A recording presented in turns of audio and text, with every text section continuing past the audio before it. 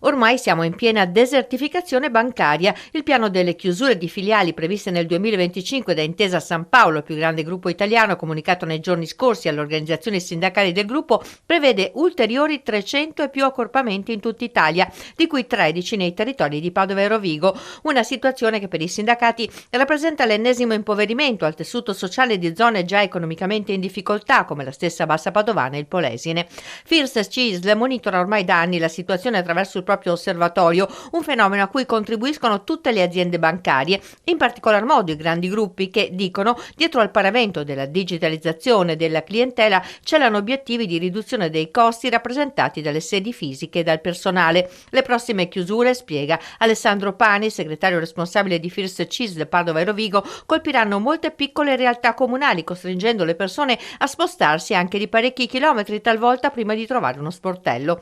Intesa, stando ai dati comunicati, in 4 anni passerà così da 3.300 a 1.800 punti operativi in tutto il paese. Da parte sua, Intesa contrappone il grande investimento fatto in questo periodo in strumenti alternativi. A questo proposito una nota dolente però è la chiusura di tantissimi sportelli bancomat, e questo è un problema nelle città come nelle periferie, nelle zone più isolate di questo territorio ampio di cui anche lei si occupa.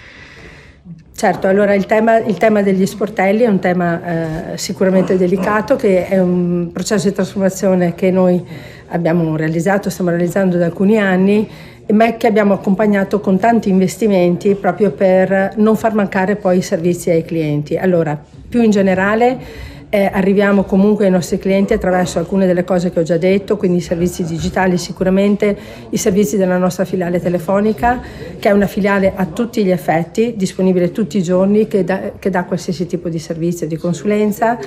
E ormai con le nostre piattaforme si può fare qualsiasi operazione a distanza.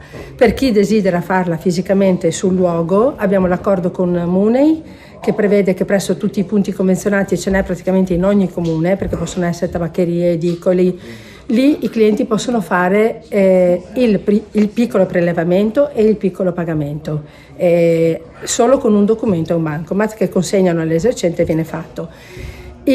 Quando chiudiamo le filiali, se troviamo i locali idonei, se i sindaci ci vengono incontro anche mettendo a disposizione dei locali, noi di norma manteniamo il bancomat, perché almeno manteniamo questo tipo di servizio. Quindi io mi sento di dire che non lasciamo indietro nessuno e cerchiamo sempre delle soluzioni per poter consentire a tutti di avere i servizi della banca.